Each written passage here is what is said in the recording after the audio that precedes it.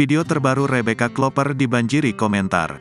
Rebecca Klopper kembali curi perhatian setelah kasus video 47 yang viral di media sosial.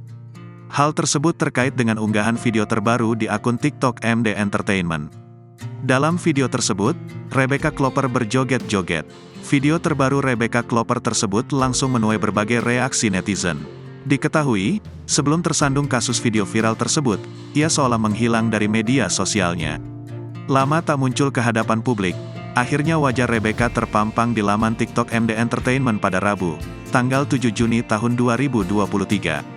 Diketahui, pacar Fadly Faisal ini memang terlibat proyek serial terbarunya berjudul Moza Chico. Di video tersebut, ia tampak berjoget dan lakukan lip sync dengan lagu CHRISYE yang dibawakan oleh Eva Celia. Wah, 3 juta penonton, terima kasih buat teman-teman yang udah nemenin Moza ngejar cinta Chico, tulis akun tersebut.